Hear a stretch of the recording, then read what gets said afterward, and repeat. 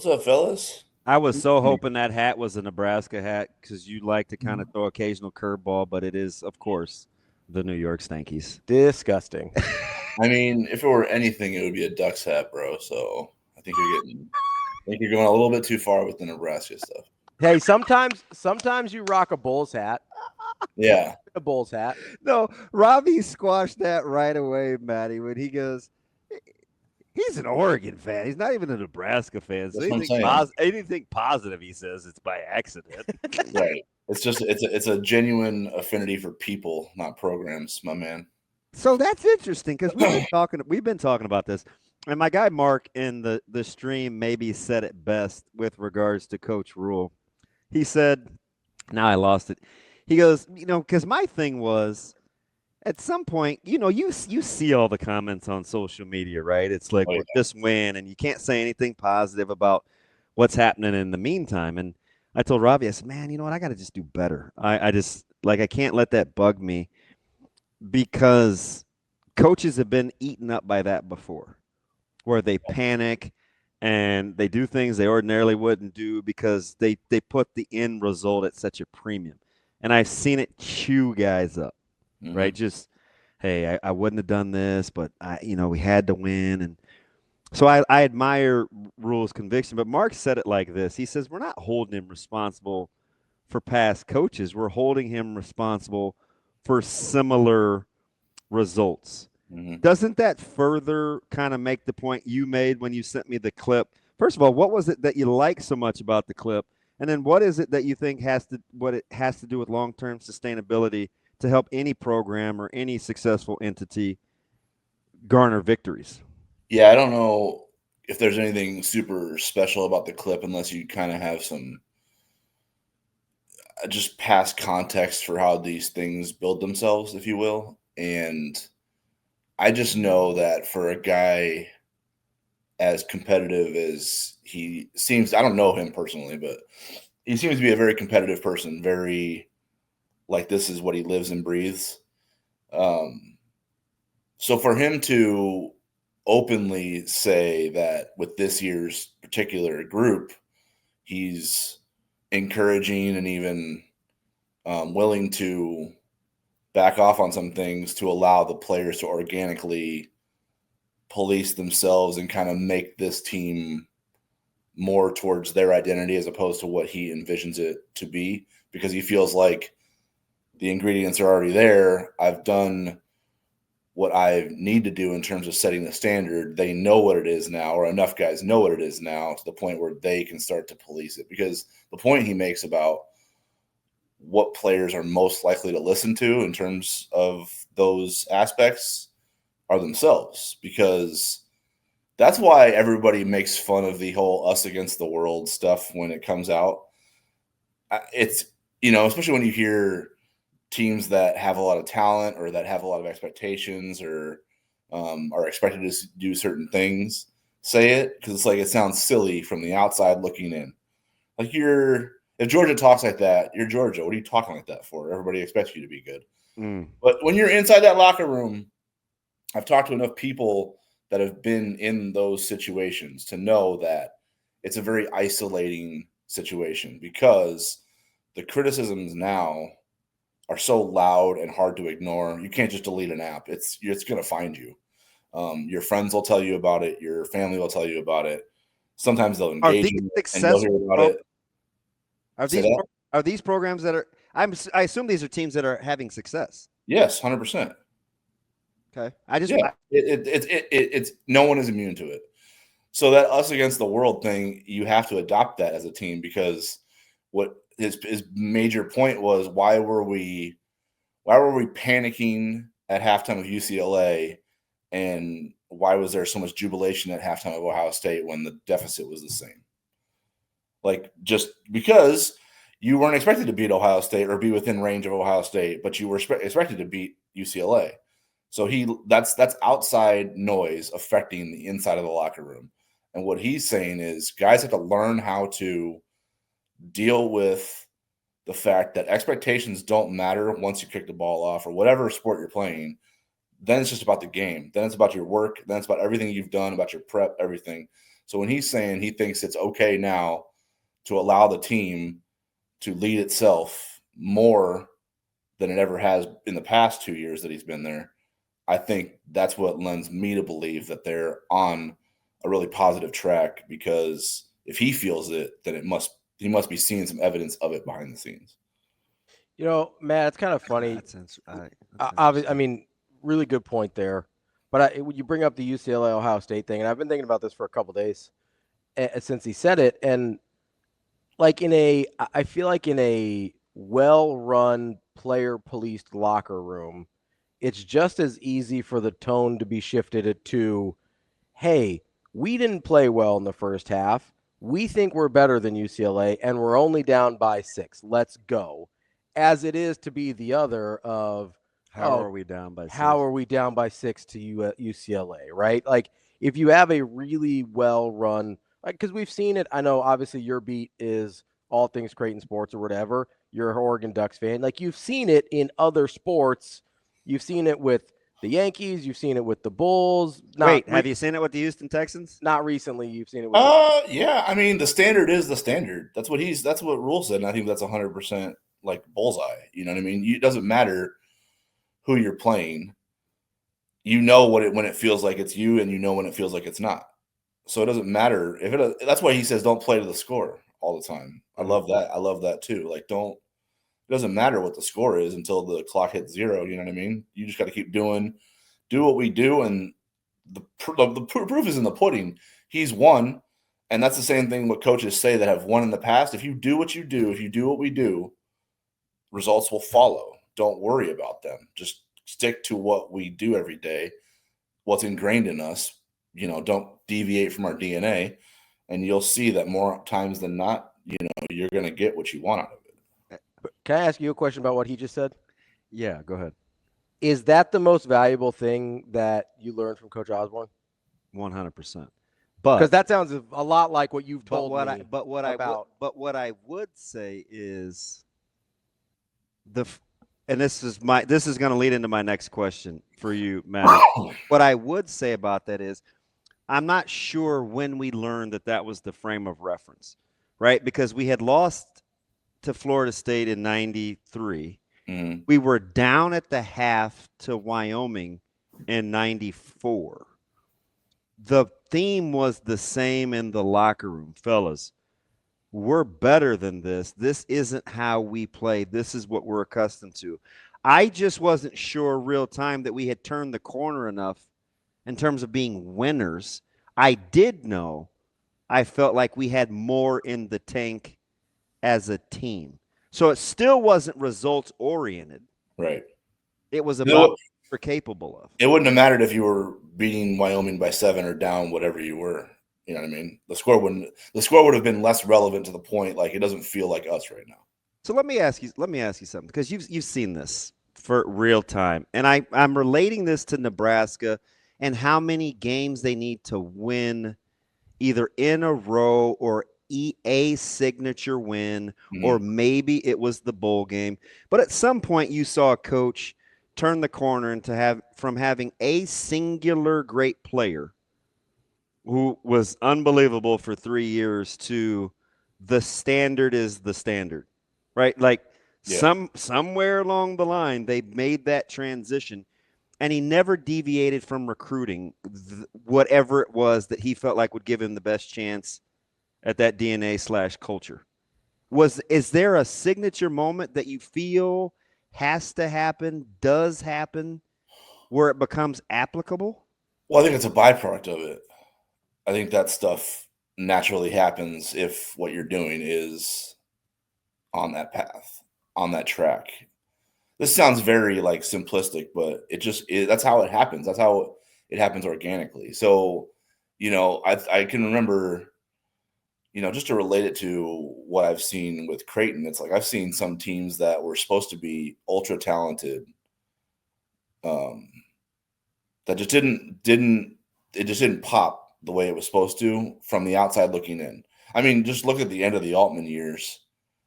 Those were supposed to be the most talented teams he had ever put together. Taylor? My guy's talking about P-Ounce today. Well, I mean, not solely, but yes. No, those teams. Yeah, like those teams were supposed to be Kenny the next Lawson, level Booker team. P. Allen, Cavell Witter, like all those guys in that late 2000s, early 2010s era. Right, but because you put all these ingredients together based on talent alone and expect it to jive with the rest of your process, and it didn't, your results were worse, not better, not even the same. They were worse. So it spoiled a little bit of that era. And, it's just like, don't deviate from who you are. And no matter who you bring in, the ingredients will yield the same result essentially. So and then when you look at with Nebraska this year, like what Rhule said is a very simplistic way of, to me, it clicks like, okay, this team, despite being relatively young, has earned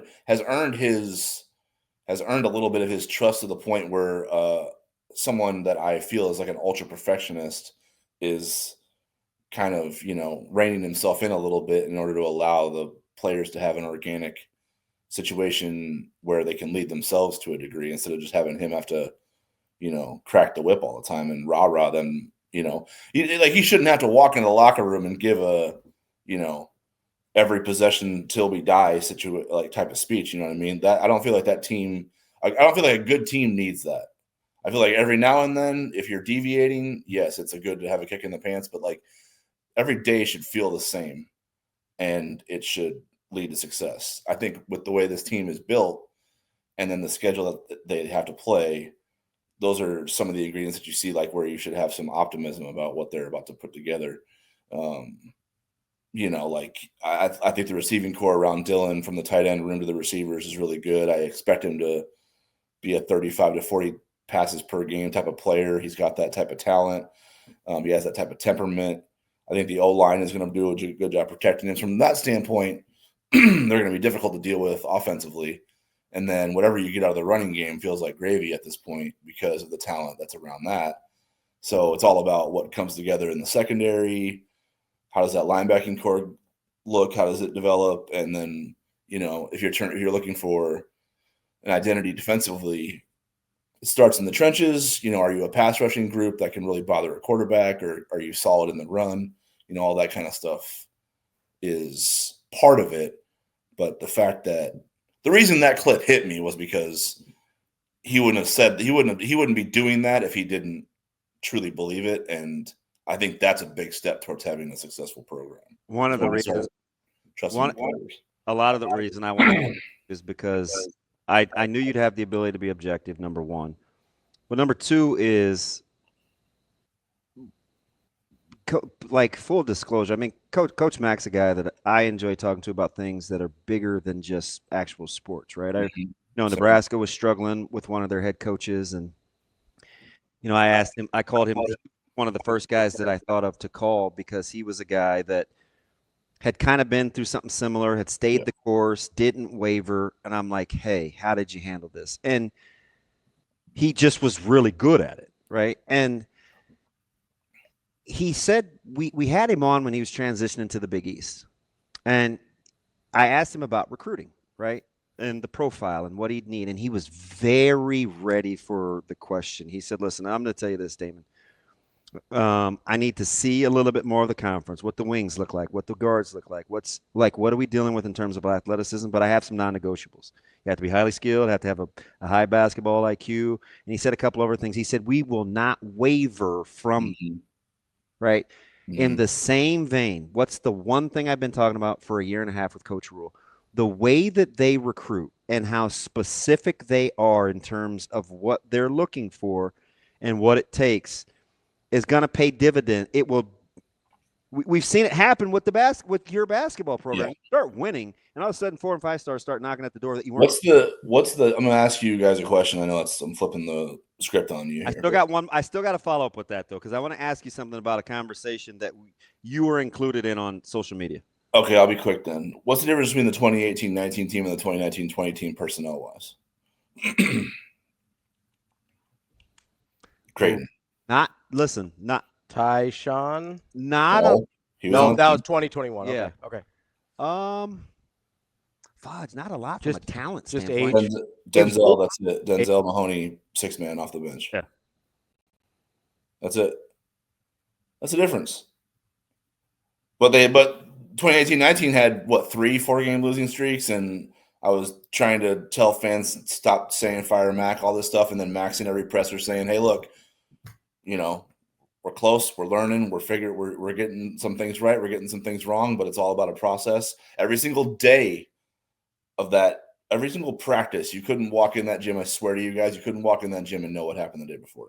You didn't know if they were coming off a loss or a win. Mac was the same way every single day. So he said, "Believe me, guys, this is going to pop, and you're going to receive the fruits of your labor."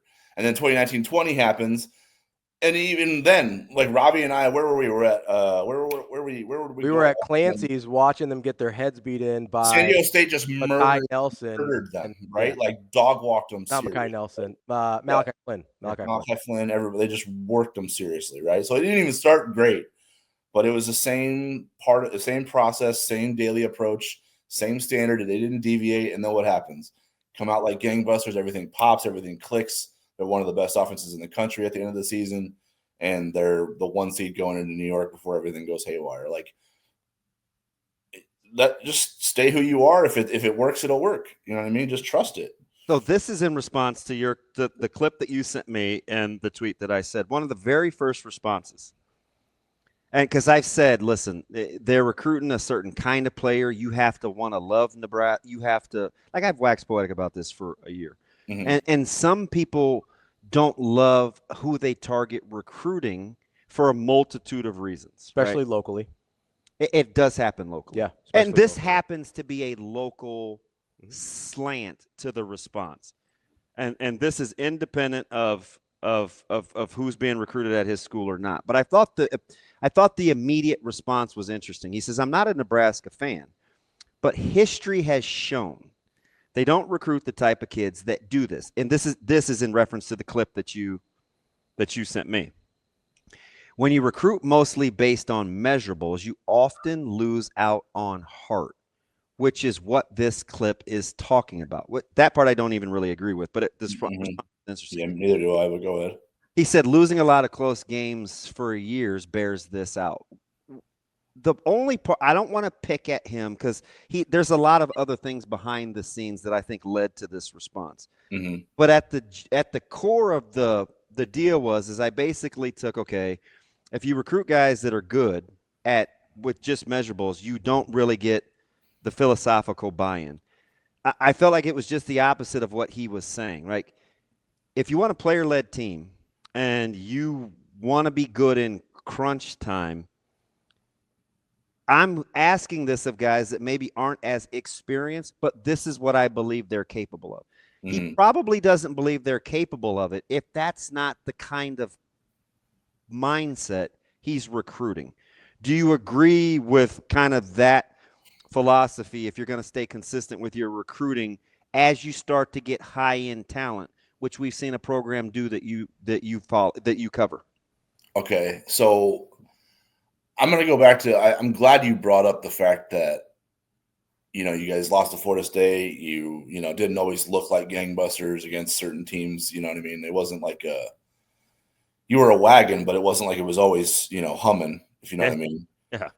I think, and this is the biggest situation with why I feel like the toxicity level in Lincoln got just to an untenable level. I feel like people forgot or remembered, the trophy presentation and forgot how hard it was to get to that point. And then they look at the outside world and say, well, why are all these teams kind of Indiana? And they figure it's supposed to be it's just supposed to be easy, you know what I mean? And fast. Fast. I just had a guy yesterday tell me in the chat, listen, if it's 3 years and move on.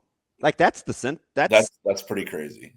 Maybe the empty can rattles the loudest. I'm not giving that super credence, except for I do know that sentiment is out there. I think maybe recruiting winners, I guess, if you will, is over measurables. I guess there's something to that bit because you if you want to look to study temperament, maybe that's more valuable. But I don't even agree with the premise in the first place, so I'm having a hard time kind of like landing that plane, if you will, because I feel like they have winners on the roster. I So just don't think that I don't think they know how to win at this level, and that's the point that I think Rhule was talking about. Is like you're letting the outside perception of what you're supposed to do affect what you're doing, and it's not that simple. I think there's an The winning will come if you just stick to who you're supposed to be, do your job every play, every minute, and then the results will follow because this is a proven process already. Like it happened at Temple, it happened at Baylor. He knows what he's doing, and he's also not. He's humble enough to course correct. We've seen that now. Mm-hmm. That's the other thing that bothered that tarnished or derailed previous tenures was that they were so stuck in their ways and they felt like their guys were their guys, and that was the process as opposed to being willing to tinker with it. He's moved roles, he's reallocated positions, he's hired and fired. You know what I mean? He's not a one size fits all type of coach. He's willing to adapt. So I think I honestly, the process that I see happening, I feel like is going to lead to the winning that everybody wants. I just think you're going to have some level of patience with it. You know what I mean? And you're going to have to deal with ups and downs along the way. Well, you said it too. I think that temperament is lost on this particular program for some reason. I do think you made an important distinction there between guys that are winners, and I think what we mean by that is because listen, there's a lot of guys that win a lot that I don't necessarily or have won a lot, especially at the high school level, that just do it based on talent, right? Like that does happen. The higher you get, the less that happens. But I think there's a difference between recruiting guys that are winners. And when I say that, I mean probably the two things that DB thinks of: highly competitive and don't need a babysitter, right? Those two things. I don't need my handheld and I'm highly competitive. Yeah. Those two things are winning mentalities to me. But there's a difference between that and learning how to win at this level. Like those two things are not one and the same. Now, I like your chances to learn. I agree, right? Jason Green and Caleb Benning, still similar temperaments. Yeah. Still have to learn how to win at the next level. Correct. Right? Yeah. So I like the fact, I like your chances better to learn how to win at that level if you've got the temperament, right? Much better chances of that happening. But there is still a process if you bring in the right guys. Now, I will say this to the poster's point. I think previous staffs sacrifice talent sacrifice mindset in favor of talent. I think there were guys that they brought in, and I think Frost admitted this to you at one point. He brought in some of the wrong guys. Yeah, he did panic. So did Riley. Like turning the keys over to a GM because it was suggested that was best practices when you were inexperienced. Like he caved a little bit. So like they sacrificed mindset, mentality, those things because they felt like they needed better talent. Bo couldn't get over the hump from 9, so he made the innocuous at the time comment that they needed more ready-made guys. That did not land well because people were like, well, what about the development? You got a lot of Callahan's good players. So that started that. I've seen it happen, Matty. But that's the reason you go 6 years without how many years it was, 7 years without a bowl game, 8 years without a bowl game. It's not because like the talent was there. I can look at the star rankings. I can look at the other offers that these people had, but you had too many guys that didn't have the right mentality. That's how you have a more talented roster that loses consistently. And to me, Coach Rhule basically flipped that and said, hey, I'm going to make sure I have the guys with the right mentality. I'll get the most talented versions of that guy that I can. And as we're seeing in the 26 class, really for the 27 and 28 classes, when guys like the level of interest of guys that are being recruited to Nebraska, that level of talent keeps going up and up and up. But that was the problem. I'm glad you brought up those Dana Altman teams, right? He was able to get more talented guys, but he wasn't able to get more talented guys with the right mentality. Then he goes to Oregon, where he's got access to different guys, and he would go get talented guys with the right mentality, and he's able to make a Final Four. The exact same thing happened to Jay Wright. He makes the first Final Four. He goes get more talented guys, wrong mind.